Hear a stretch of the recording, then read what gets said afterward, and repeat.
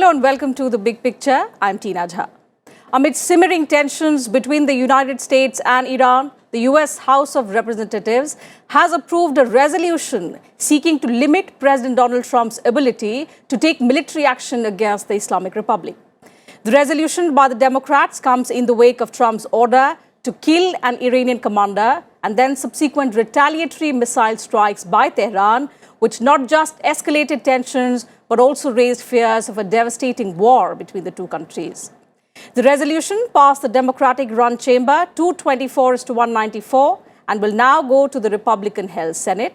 Citing the War Powers Resolution of 1973, which forbids a president from taking the country to war without congressional approval, the measure directs the president to terminate the use of United States armed forces to engage in hostilities in or against Iran or any part of its government or military.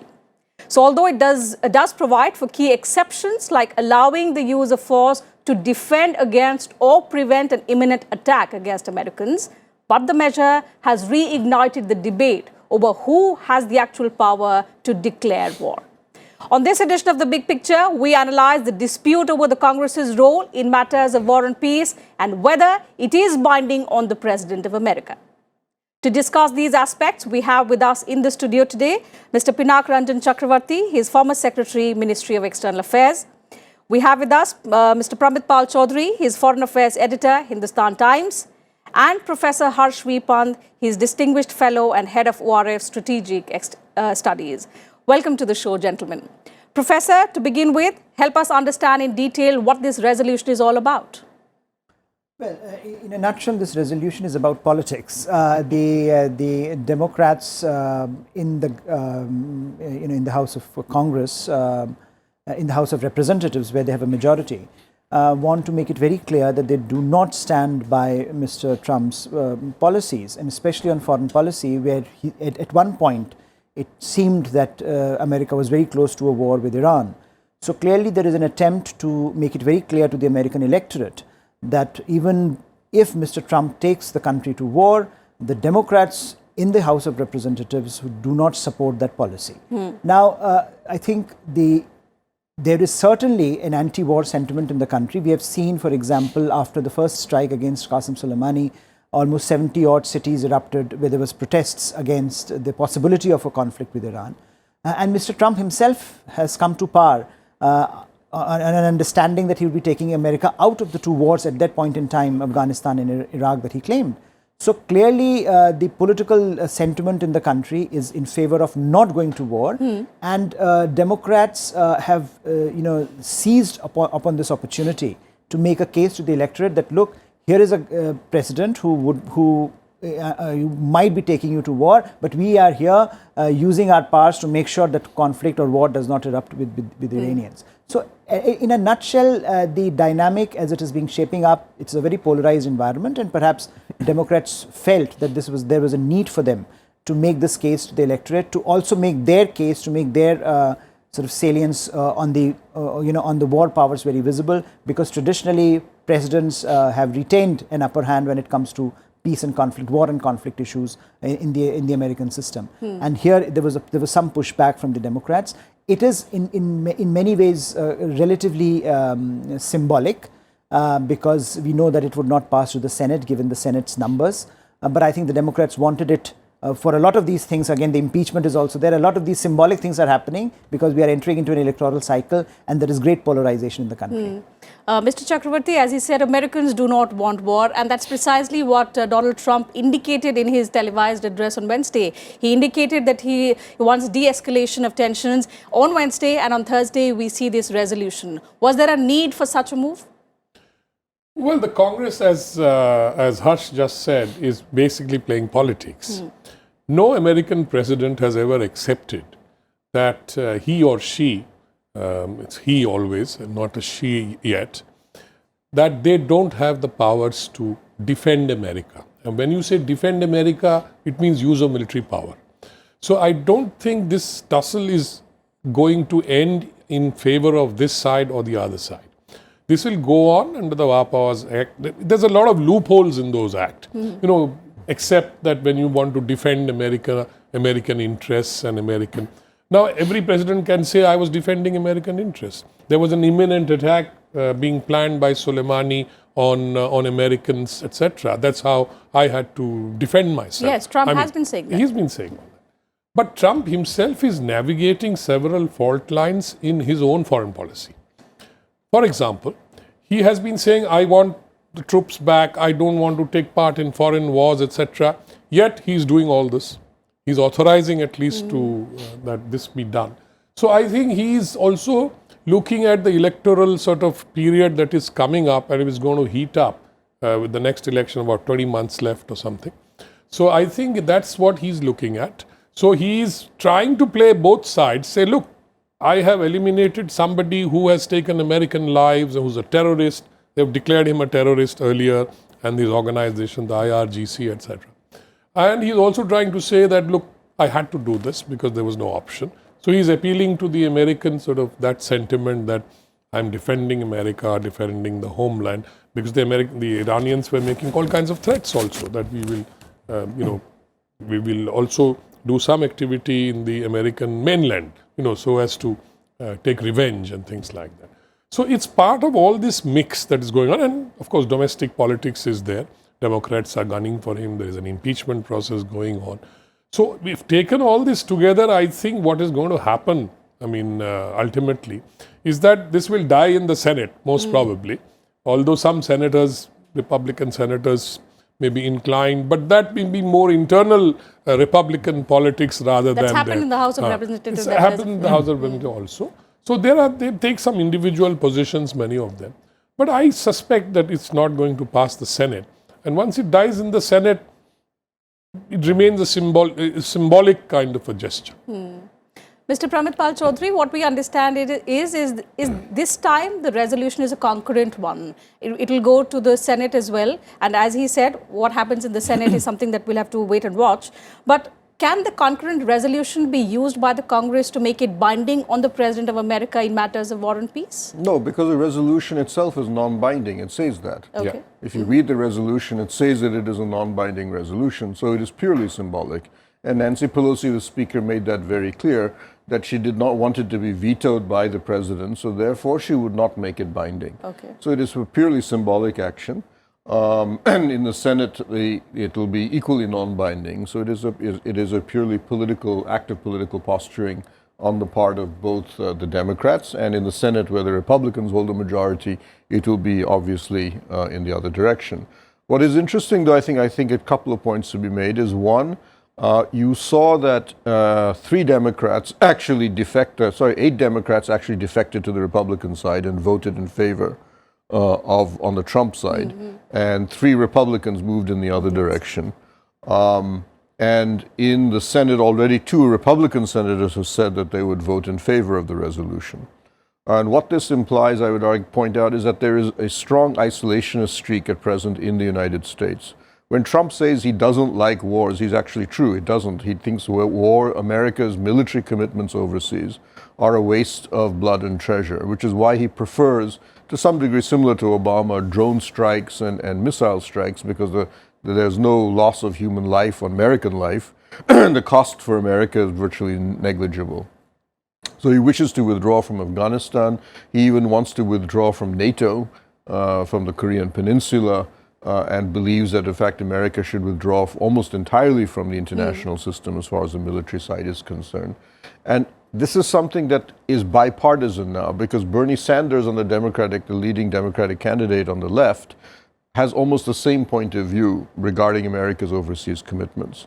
And this will continue to be an interesting development in the US election, that both the left and the right have very similar worldviews right now regarding America's military commitments overseas.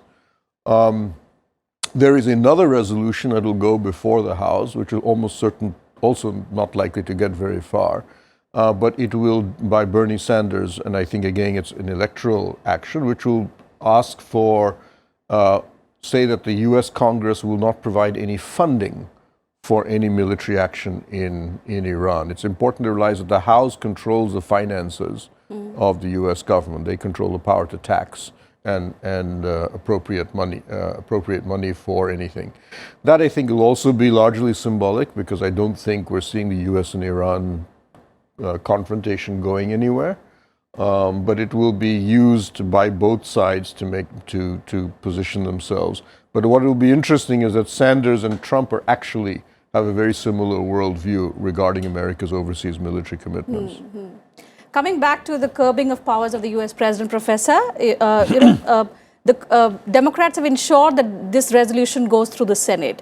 It's going to be an uphill climb because it's a Republican-led House there. But looking at the manner in which cross-voting happened in the House of Representatives, is there a fear that the resolution could get passed in the Senate as well?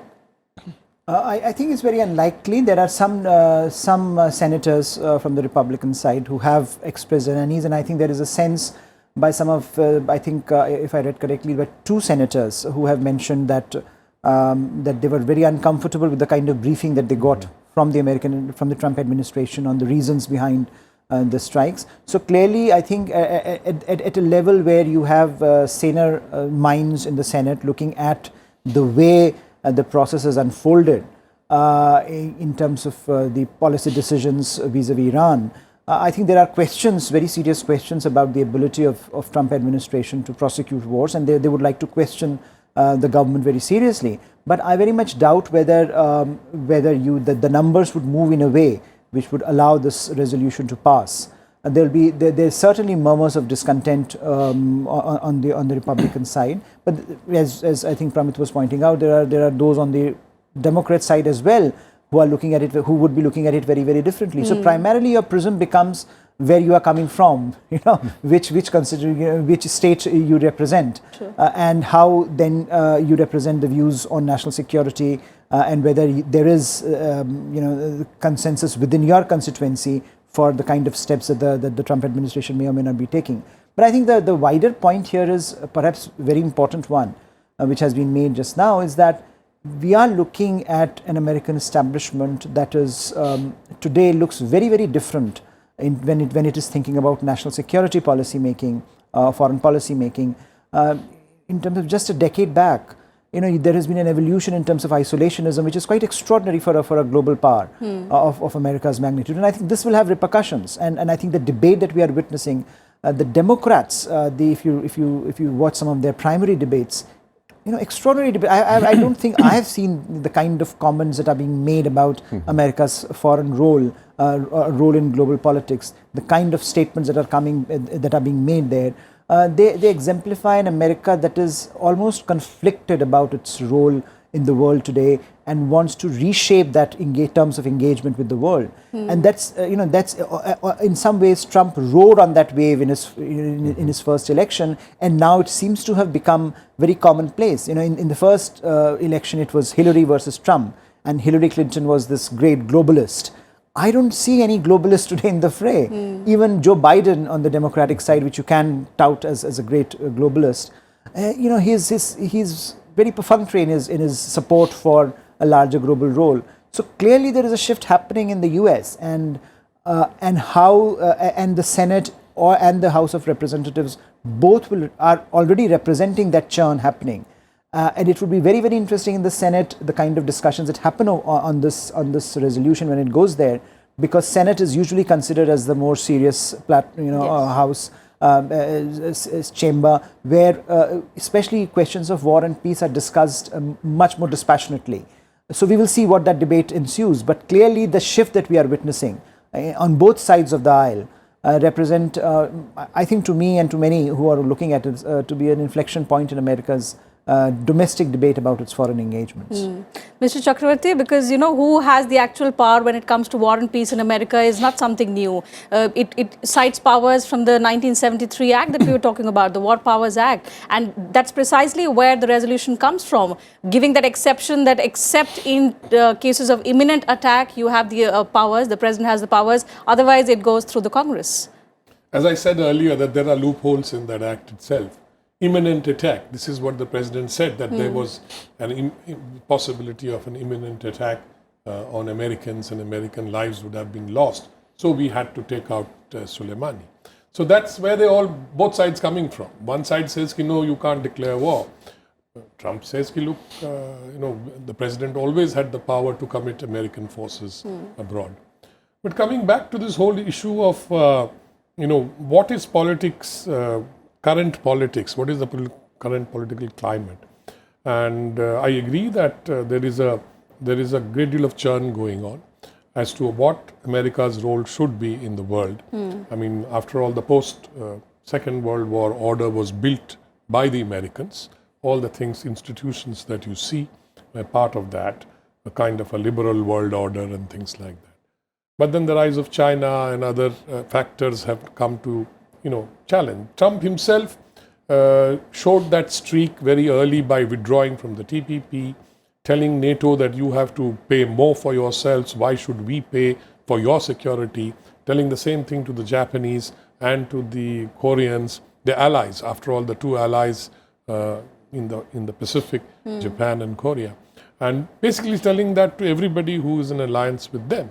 So look, you have to pay for your own security. Why should America keep paying, losing lives, in various places, and to keep the world secure and keep you guys secure? That's the kind of message. So that's the way the American politics is going, and unfortunately or fortunately for them, that it seems to be cutting across all the political divide in terms of ideological sort of positioning where you stand, left, right, center, wherever. So that is the position at the moment. So I do not see, but there are also people in the administration and others who say, how can we simply cut away and run from the world? Yes. I mean, after all, we are a global power. We have global commitments. I don't know, the number of foreign military bases that the US has runs into hundreds, several hundreds. So are they going to take them all back and say, look, we won't have any presence? It's a difficult call for any president in the US, even with this streak of isolationism that is surfacing today, to simply cut away and run, saying that I don't care for the world, I will stay in the United States and deal with my own things, etc. I don't think the world is structured like that anymore. Nobody can be an isolationist today. You are so interconnected, so interdependent. Show me one example where you can be an isolationist. Look at the world the way it is integrated today. So you cannot really be an isolationist. But these are trends. These are not exactly, in black and white, that today I'm an isolationist, tomorrow I won't be. So I don't think this is going to this will lead to a great deal of debate that is already happening. Yes. And America may, of course, cut back on its commitments, in various countries. And they are trying to. For example, Japan, Korea have agreed to pay more for the maintenance of American troops and bases, which America used to pay for. So that kind of thing will happen. So America will feel satisfied. You say, look, I'm helping you for your securities, but you are also paying me back. Do you agree, Mr. Chaudhary, that, over the years, as he says, the role of United States and its policy as far as world is concerned is changing? As far as Iran is concerned, do you see a notable change in its policy towards Iran specifically from the Trump administration? The Trump administration as you know, they reversed the policies of the Obama administration. Obama tried to come to the JCPOA, a nuclear understanding with Iran that would at least slow down Iran's nuclear program. But Trump not only has walked out of that nuclear understanding, he has now imposed sanctions, unilateral sanctions, not via the United Nations, against Iran. He doesn't seem to have a grand strategy behind this. It seems to be driven more by his personal relationships with Israel and Saudi Arabia. There is some degree of establishment concern about Iran's, should we say, informal empire building across the Arab world. But Trump's broader strategy or disinterest in the Middle East is largely driven by that he doesn't see why America should be there at all. But he doesn't need oil anymore. America, in fact, is quite the opposite. America has zero requirement and has now become a net exporter in almost all forms of energy. So his broad agenda seems to be, could I get out of the Middle East, I'd be very happy to do so.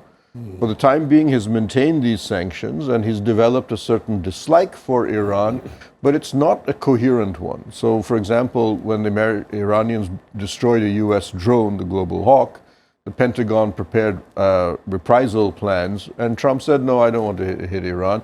And then suddenly said, I'd like to have a summit with Rouhani, which even the Iranians thought was very bizarre because Rouhani is a lame duck. He'll be finished in a few months' time as president. So we don't get a sense of any strategy. And I think what is perhaps more important for the Iran, when you look at what Iran is trying to accomplish, is their view is that they recognize this. Javed, the Iranian foreign minister, has openly said Trump is not interested in fighting us. We know the man who is, which is John Bolton, but he's now left the White House. And I think one of the reasons why Iran was relatively restrained in this was their view that ultimately Trump really didn't have the stomach for a fight. And all they needed to do was just a symbolic retaliation, which they did, and then it would be pretty much over as far as they were concerned. But time, fundamentally, their view is on their side. The Americans don't have any real strategic interest in the Middle East. They have a president and what looks like even a Democratic president who also have reducing sense of interest in the Middle East. So therefore, for Iran, it's just a matter of time. And I think for them, the real big prize is going to be Iraq. What they would really like to do is slowly dislodge the last remnants of the US military presence in Iraq. Because if they control, as they do now, Iraq, Syria, and Lebanon, they will fundamentally be the masters of the Middle East. All right. Professor, coming back to our discussion on the War Powers Act of 1973, and we've been talking about how, it's been a bone of contention ever since it became effective.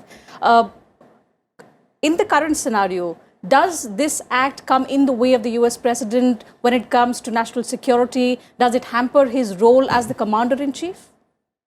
Not. I think it's all a question of interpretation, and it has been. You can have a good lawyer interpreting the law very, very differently, perfectly legally on both sides. So I don't think it has the potential of challenging the president's authority on these matters.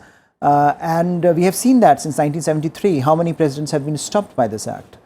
All of them have interpreted it very, very expansively, and that has been a bone of contention, to be sure, domestically with the Congress at times. Yes. But never has it stopped presidents from going ahead into the realm of the military. And partly, I think the issue here is national security can be interpreted in so many different ways, and imminent threat to American interests can also be interpreted in so many different ways. After all, the whole discussion around Iran, what Trump has done is squarely around that theme, that what exactly was the motivation for Trump to go ahead and strike Qasem Soleimani.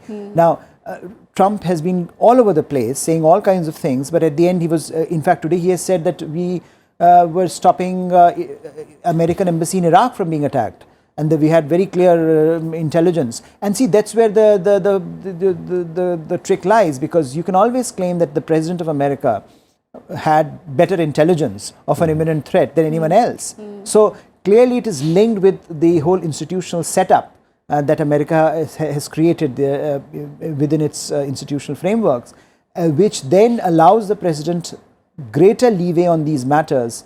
And all presidents, irrespective of their political color, have fought very hard to preserve that authority.